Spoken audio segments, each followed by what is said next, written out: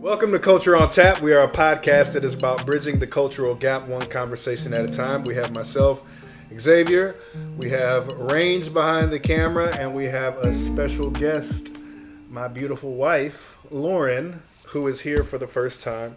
Before we get started with everything, if you haven't already, please like, subscribe, and share on anywhere you listen to or watch podcasts.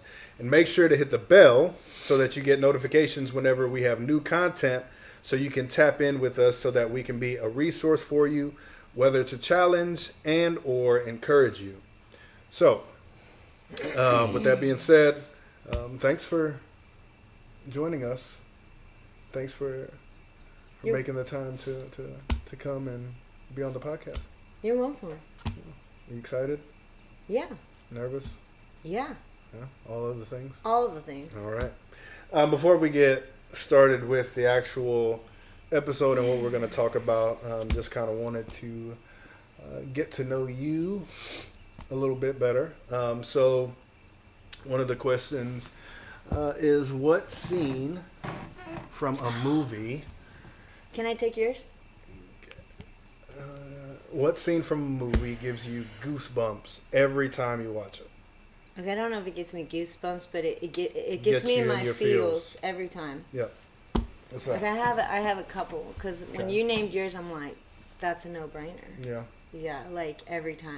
It's just like, so why don't you go first? Yeah, so mine is easily Avengers Endgame, Cap on your left, and he all tightens the portals, his strap like that, and then all the portals open up, and they're just running through, and all of the people that disappeared, they're back, and they're about to, and then the music, and then the Alan funny Silvestri part, yes, orchestra playing, and then Cap finally that's says, a bench press song. Yes. There you For go. sure. Dun, dun, dun, dun, dun, dun, For sure. dun, dun, dun. Yeah. Yes. That's it. That's when you hit it. Yeah. But Cap finally says, "Avengers assemble," every time. You're right. Every Like time. teary-eyed. Like, and then Goose the great pimples. part is the. Is this everyone? Did you want more? Mm-hmm. Add a little humor in Yeah. there. Yeah. Yeah.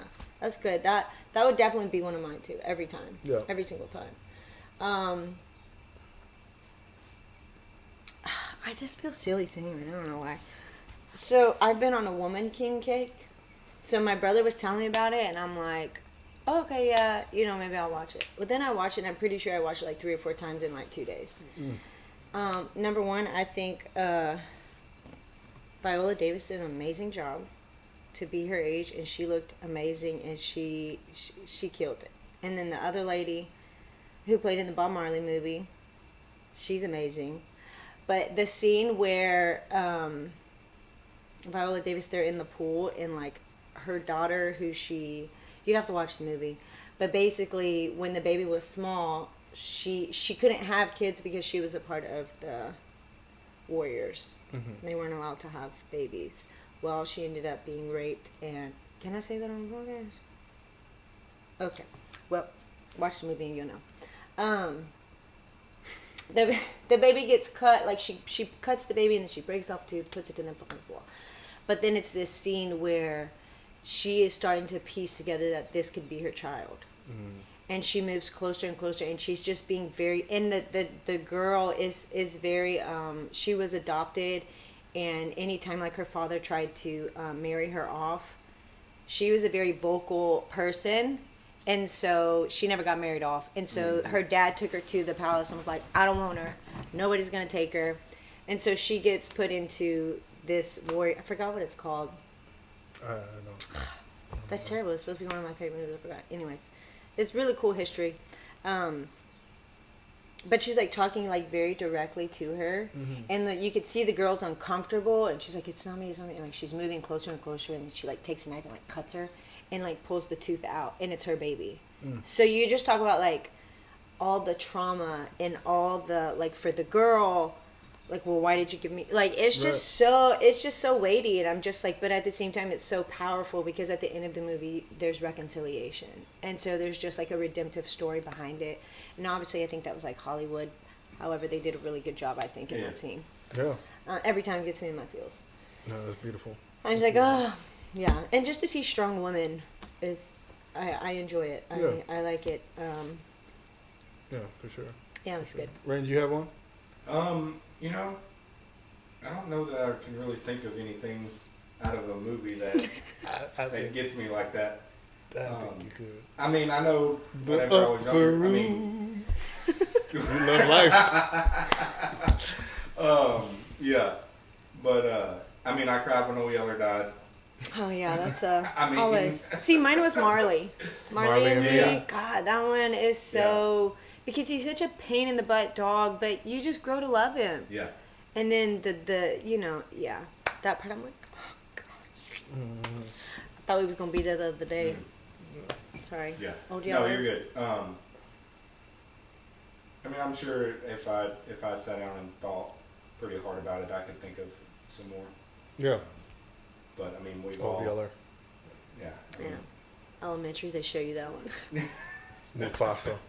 Oh, Mufasa, yeah. Mufasa every time he So Yeah. Maverick, the new Top Gun, Mm-hmm. there's a scene where Rooster, it's when they're in the mission, and I really like that movie. I'd never actually seen the So I, first I one. want to watch it again. I liked it a lot. Oh, you should. I'd be willing to bet that there's. I'm telling I you. bet I can pull some. stuff Tugs out on of those emotional heartstrings Yeah. for sure. But he's like they're in the mission, and Rooster starts like panicking. Yeah. And he starts like doubting himself, and you like see him sweating. You see his breathing becomes more rapid, and then he's like, "Talk to me, Dad," because that's what Mav says, "Talk Right, to me, right. Goose." And so it's just like this emotional. But then you just see he just has this overwhelming like, "I got this," and then he Yeah. just takes off. Yeah. That part kind of gets me. I'm For like, sure. oh, Yeah. No, that's great. yeah, That's that's great. great. That's Yeah. great. Well, got to know you Talk a little about bit better. crying. Yeah. So I guess we will talk about that because I think everybody who watches the podcast, listens to the podcast, heard myself, Dale, and Range talk about this past season, how it's been hard for us, and all of the different things that we're going Yeah. through separately, and so for me, with my injury, with family passing away, with all of the things that was going on all at once, it seemed like it was just super difficult for me. But at the same time, it was so beautiful because of what the Lord has done and what He has been doing in me, but also both of us. And I've heard you share multiple times just your perspective on that season. So we'll talk about that today. But kind of want to hear from your perspective how difficult that season was for you, and how you dealt with it, and how, Yeah. It was, I would like to say first that as difficult as it was, the Lord's kindness is what really shone through. Because I can, you were the one that actually said, like, we've said this multiple times. Like, I would say it occasionally. You would say it, like, the Lord is just kind. And He is. And I think in that season, it's like when you're in the middle of the process of getting somewhere, you don't know why you're there, and the feelings, the icky feelings, the hard things, the questions, the emotional roller coasters. But then when you're kind of making yourself out on the other side, it's like you wouldn't change it. Yeah. Right. And I definitely think that's what I want to start with. Like, I wouldn't change anything. I mean, obviously, if Auntie could be here, that would be way better. Right. But specifically talking about your injury, because I think there was just so much that the Lord had already begun to do in you and reveal to you. And there was things that I prayed for specifically that I had never, like, told you. Because I think there's some times where I'm just like, Lord, you're going to have to reveal this to him. Either because I feel like, God, I don't know how to say this where he'll receive it. Or if I'm like, if it's something that I struggle with. Yeah. And I just know that I don't think I could articulate it well yet. And so I didn't realize how much your injury bothered me. Because when you came home, because I mean, we've been playing sports for a really long time. Yeah. Okay. So, and thankfully neither one of us had any serious injuries when we played. So when you came home and told me, Like I saw you, because I was here on the couch and I saw you walking in, and I was like, did you get hurt? Just joking, because most of the times when he leaves, I say, don't get hurt. Knowing that there's a high probability that any of us can get hurt. Right. And so, you were like, yeah. I don't even know if you said, I think I ruptured my Achilles. I can't remember if you told me that when you walked through the door, but I was like, dang. But he was definitely defeated and down, which I'm used to. Not used to in the sense of, like, if something's bothering him or something has him stirred up, like, that's what he does. He can shut down easily. Is that okay to say? Yeah, That's fair to yeah. say. Like, he gets very quiet, very reserved. And so it wasn't unnormal. It was just him, tired, being up early, working out, possibly hurting his hand or his Achilles. Then he goes to work and he comes home, you know, and I just feel like, okay, it's fine. We'll just go. I feel like you were more worried and stressed in a different way. Like, to me, I'm just like, it's fine. So, side note, I think that kind of goes into our parenting as well. Like, when the kids are climbing a tree, the boys are way more like me, and they will get as high as they can in the tree and test those limits and jump off of things, jump off of the roof onto the trampoline, like, you know, try to jump from the tree. They've tried to move the trampoline. This isn't like her just saying things. These are actual These are things. actual Yeah, they Yes. actually do this. Jump Yes. off the roof onto the trampoline. But I mean, I did that as a kid. Like, I climbed on the side. Like, my parents had this tall, and I would climb, and we'd jump off and do flips. And I wouldn't do a flip off of the house. But, like, so I think, to me, I'm just like, it's fine. Like, because he'd be like, oh, what if they break the arm? And I'm like, then they break their arm and I'll take him to the emergency room? Like, and so we're trying to find a healthy balance, right? I think we're doing sure. okay. But to me, when he got hurt, it was just like, okay, it's fine. Like, take you to the doctor and we'll just do what we got to do. However, Go on now. when we 2 months into that thing and that dang scooter, I've stubbed my toe on it. He rolled over my blazers on it. I'm like, okay, I'm over it. And if you know me, so here's something new. Like, I'm definitely a physical touch kind of person, especially for my person. Like, I like touching him. I want to hold his hand. I want him to give me a hug. I love those things that he does for me. You can't do that when there's a scooter in between you. It gets in the way. Gets in the way because you can't hold your hand and steer the scooter. So I literally, towards the end, like, I don't remember how many weeks you had left on the scooter, but I remember looking at him and said, I am so tired of this scooter. I was like, I know that you are. I know. But when There's nobody there's more nobody, tired. that's what I told him. There's nobody more tired than Yeah. you. I understand that. Except I'm going to say I'm second in line because I can't stand this thing. Like, it is keeping, like, I am empty on my physical touch. Like, I want to smell you. Like, and this ain't it. And then, once the scooter's been gone, it's been better. But something that I recognized, that it was really hard to love you in that season.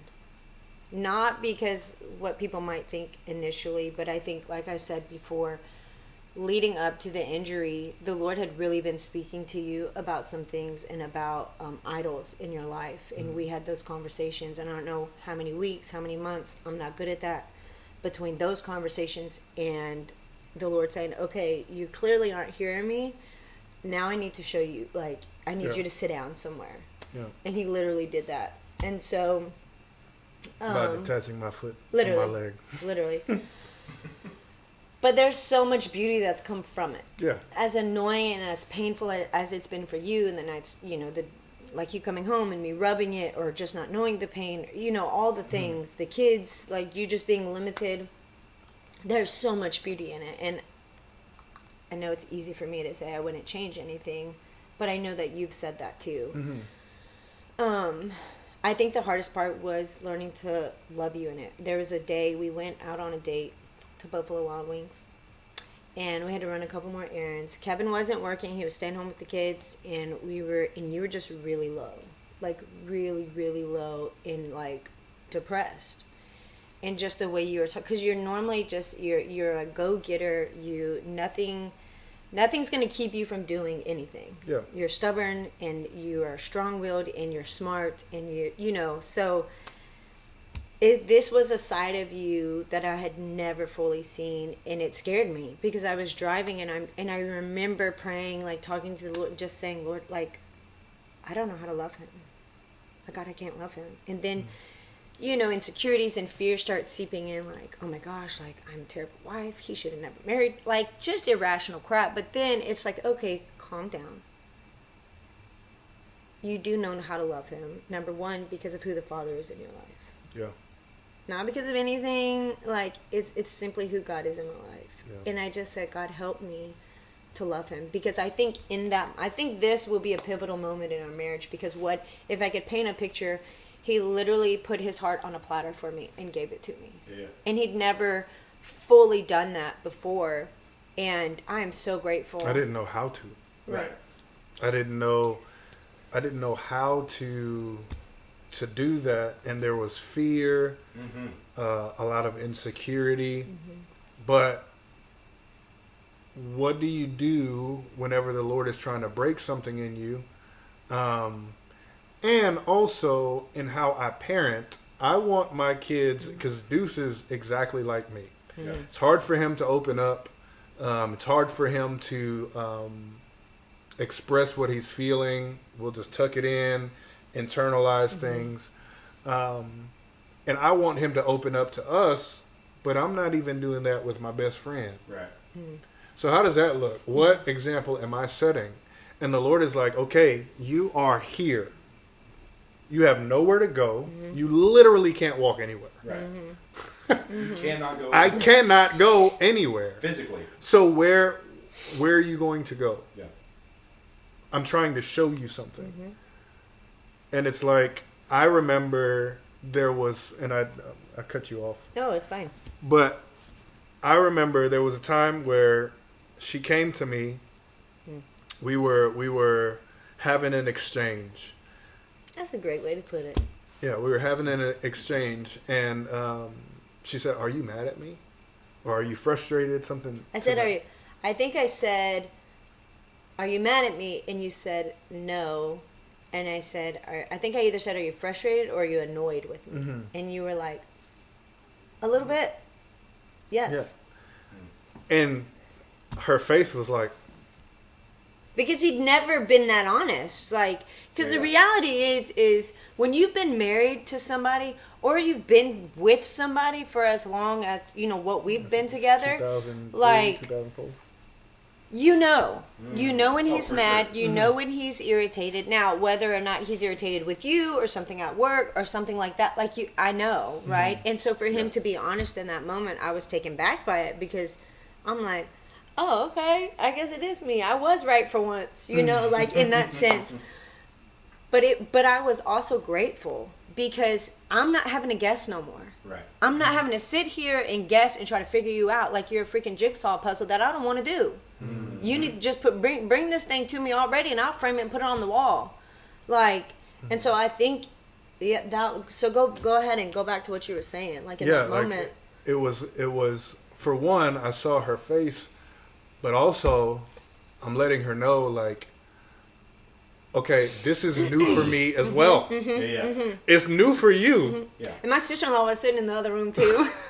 But it was good. It's new. It is new. It's new for you, territory. but it's new for me too.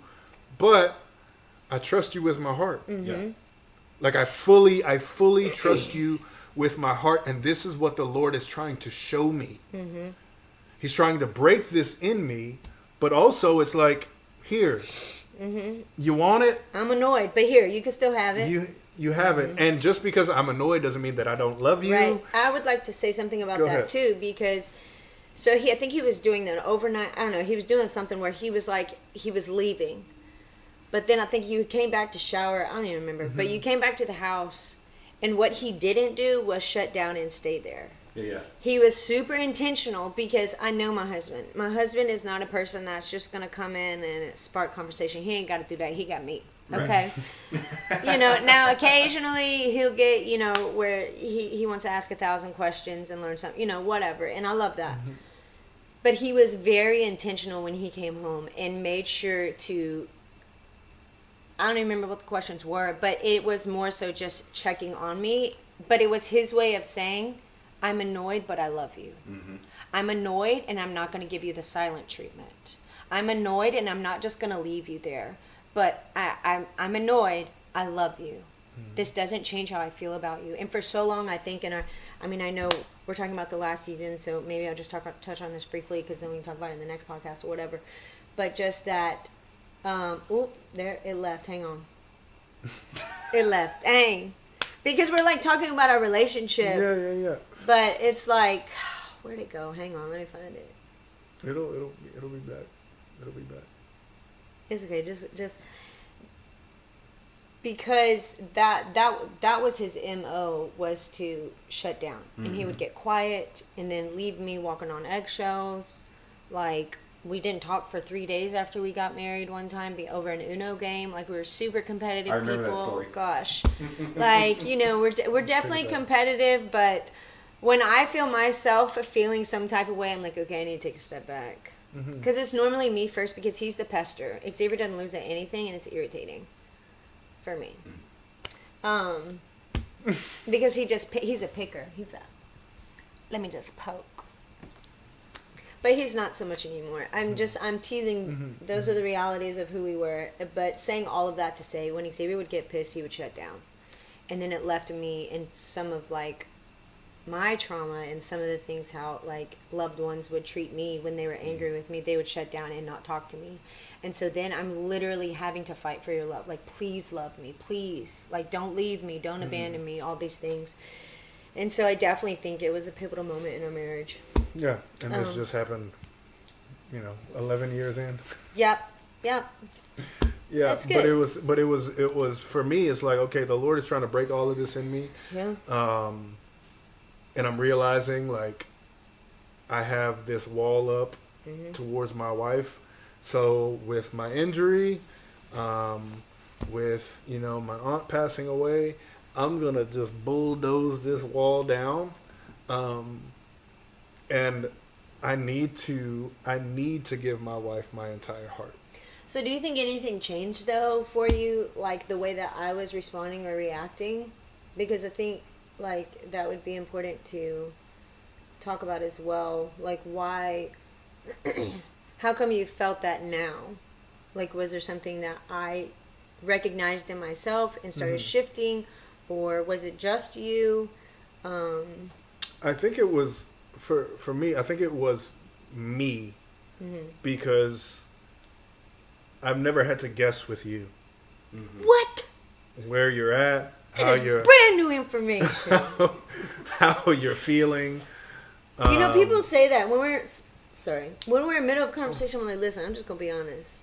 Oh, are you? Yeah. Oh, brand new information. Yeah, but never had to guess with you, and there would be times where I think in my head I'd be like, okay, can I be straightforward? Will she reject me? That's what I was gonna say. So what was keeping you from? Will she reject me?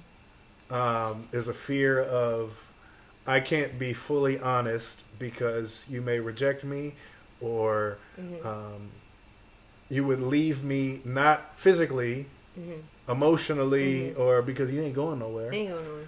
But it's just like, can I reveal this part of my heart, and she still love me the way that she does, or will this change things? So there was just kind of this. But with this, with my injury and just that season, it was just like, okay, God, this is my wife. She has seen all of my ugliness. And I need to stop trying to sew these fig leaves and cover up. And I truly need to be, parenthetically, like, naked before her. Just so that she can have all of me and I have all of her, and her feel safe with me and I feel safe with her. Because this is what you've designed. Yeah. And in my brokenness, okay, I am no longer just walking in woundedness. Yeah. But I want to be broken before you, God. I want to be broken before my wife. I want to be broken before people. So that there is not only a connection, but also so that it can be imitated. Yeah. As Paul said, follow me as I follow Christ. Okay, what does brokenness in this season look like?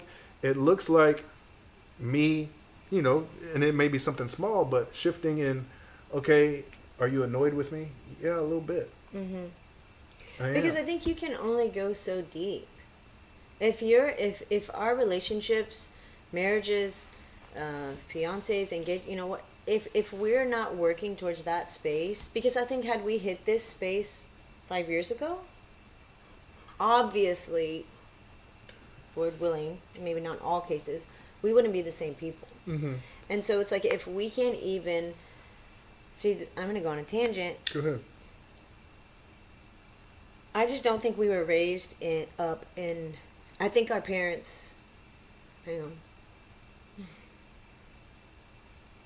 I remember my mom saying, I don't think my grandpa watches, that like, my grandpa would just say, he would just get over it. And my mom couldn't just sit in her feelings. Like, you just had to get over it. And I'm not knocking or trying to dog. I think, at least for my family lineage, for your, like, they did the best with what they knew, with what they had, with the resources, with all these things. And I think us as millennials, we've come in asking questions a little bit, like, okay, well, why do we do this? And so, and I think the generation below us is coming in asking those questions and not budging with the social norms because they want these questions answered. Talking about Gen Z. Right? Yeah. Yeah. Like they have hard questions and they want to know, okay, well, why do we go to church? We're not praying at home or reading the Bible or doing these types of things. So I'm not going to go checking off a box at church. I watched I think it was a podcast. I think it was Southside Rabbi, and they were talking about that. And then I'm reading a book. I'm going to put this plug right here. I don't know this lady, but Mama Bear Apologetics. If you are a mom, if you are a single if you are a man, you should read this book because it's talking about raising up kids who, the last chapter I read was I'm just going on a tangent, y'all. I'm sorry. It's just good because I think season, this is what the Lord is showing me and bringing out. And I think it's good because it's challenging me to check my motherhood, to check the way I love you, to check how I am out here at Youth Reach. But it's talking about, chapter 3 was talking about, we can't just say, oh, don't play with that, don't mess with that, because that's not good, that's demonic or something like that, right? Or that's not right, we can't watch this movie, you know what I mean? Because these, like, our kids are going to want answers, like our nieces and nephews and the generation after us, they want answers. And if we're just saying don't mess with this, the reality is there's good things that you can find. Let's talk about movies for a minute. And even just The Woman King. Like, there's some really hard, heavy things in there that you're probably in some witchcraft. Like, there can be, I don't know if there's witchcraft in it, but there's like slavery. There's things in it that it's like, oh, that's bad, let's not watch that. No. But there's also, you see the reconciliation and the redemption at the end. And that's beautiful. And even in our sinful world, our brokenness, totally depraved, totally separated from God, and I don't know if these people are believers who made this movie.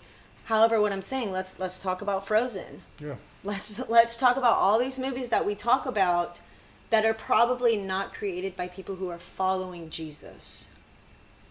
Yet God is so powerful and so big and so majestic and so omni this and omni that he can literally come out of those bad things.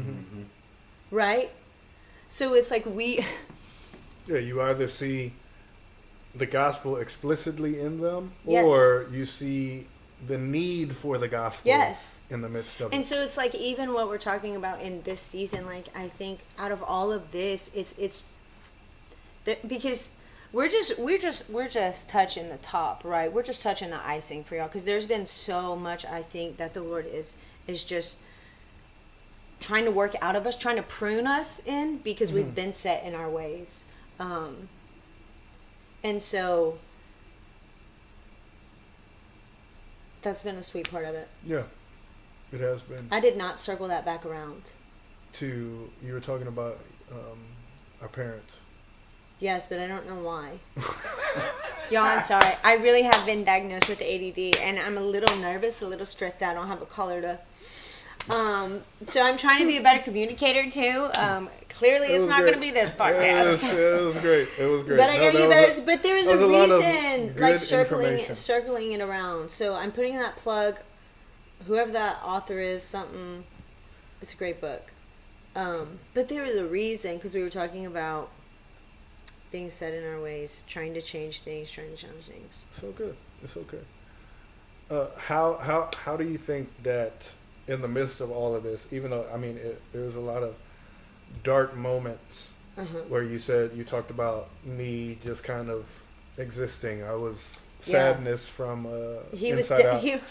Why do I have to go? Yeah, Not yeah. that you ever talk like that, but yes, Yeah. sadness for it was sure. like a lot of dark. See, and I'm trying to be joy, and we're not going to feel no sadness, right? Mm-hmm. But the beauty is Jesus again. Mm-hmm. Joy and sorrow can coexist. They can live in the same area. Because I think in the sorrow of this last season, there was still a joy, because even in that dark season for us, the Lord was being kind, which means the Lord saw us. Mm-hmm. Right? So there was a deep joy that was still that was present with sorrow, the sadness, just kind of this looming, like, okay, well, financially, what does this look like? Mm-hmm. For your family, like just the hardship in losing your cousin 7 years before, like just all of it. They just all of it.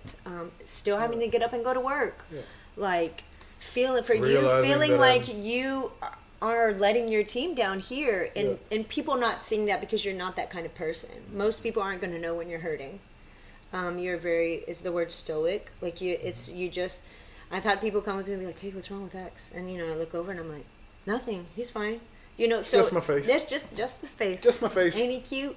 But all of those things can live together. And I think that's such a sweet thing about the Lord, is that feeling our feelings. Mm-hmm. Call me a millennial if you want to, because I am, okay? Mm-hmm. However, I think when we don't allow ourselves that space, we end up being wounded people instead of broken people. Mm-hmm. Like what you preached about this morning, being a wounded person. It's going to affect everything, because there's no healing. You're not recognizing the brokenness so that you can be healed. It's been a really sweet, challenging season. Yeah. So how do you think we've grown together Hmm. in the midst of it? Like, you can specific things. One thing, because I know we've talked about a lot of different things, but Yeah, sorry guys, this is going to be a hard one to follow. This is how my brain works sometimes. Yeah. So how do you think we've grown together? Well, I definitely feel like there's just a safer space that we've walked into. Yeah. I'm not afraid to give you my heart anymore, because I do think I've given you my heart multiple times. Yeah. And there was a season where I didn't want to give it back to you, and growing bitter and all the things. But I definitely think God's kindness has drawn us closer. And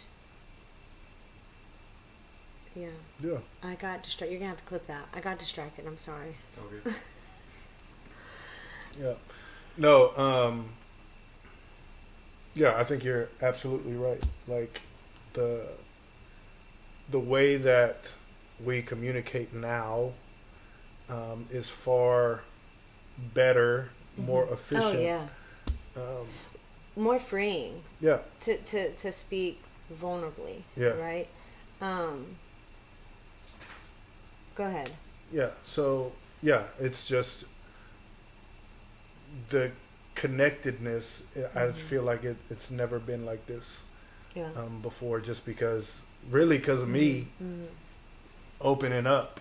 Whereas, you know, Which I think has taken time. yeah, But I think too, I also want to say that the way we communicate now could look different in 10, 20, 30 years. Absolutely. Because I think there's change, and because when you go through life, your parents pass away, your siblings, there can be diseases, you know, those things that are inescapable, and depending, you know, like those things can hit us differently, which means that's what going here. I'm going to circle it all back around now. Him being vulnerable was a hard way of loving him because I'd never seen that. Yeah. So it was different and it was hard, but there was change and there was growth. And I think that when we're uncomfortable is where we can see the most change, a deeper growth, and a deeper connectedness with the Father. yeah, Because a lot of us don't like to be uncomfortable.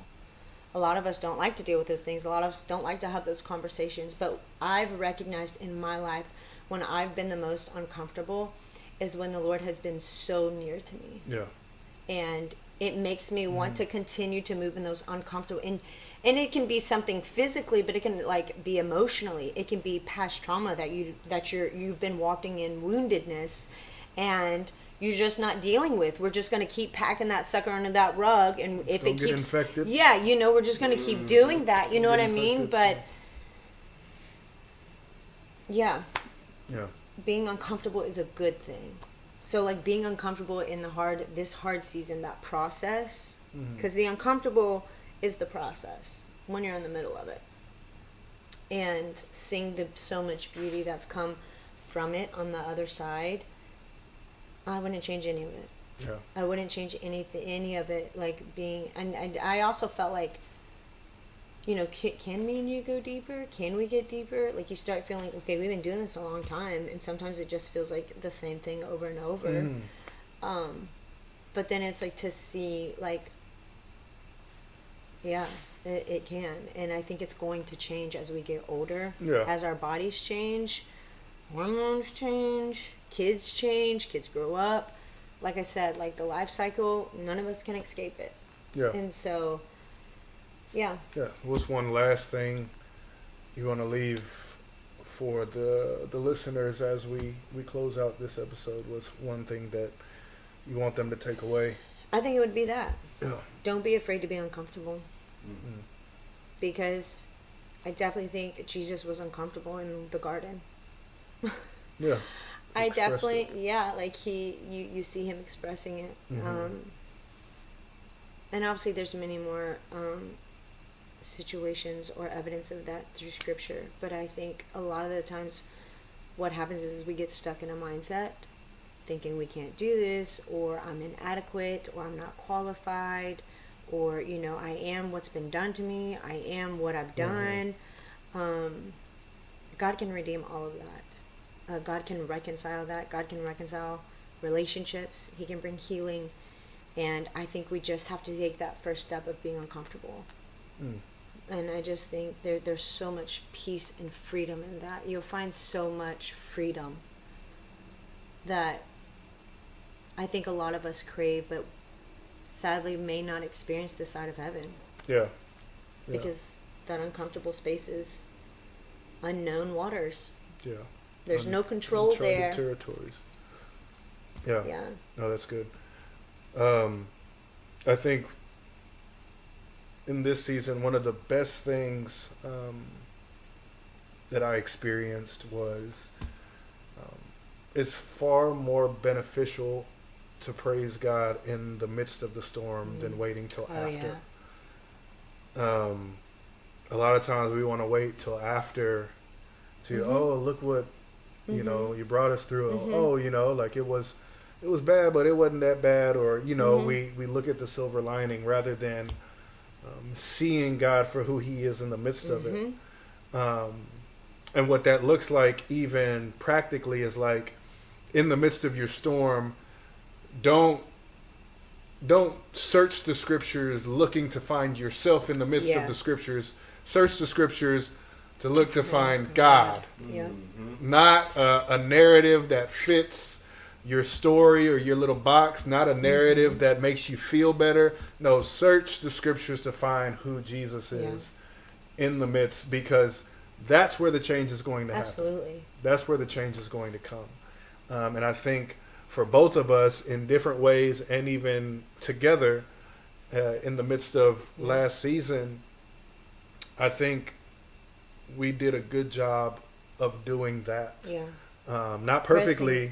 Pressing by in any more means. because I think there's no scale except for a scale of what we know and Yeah. how we've done it.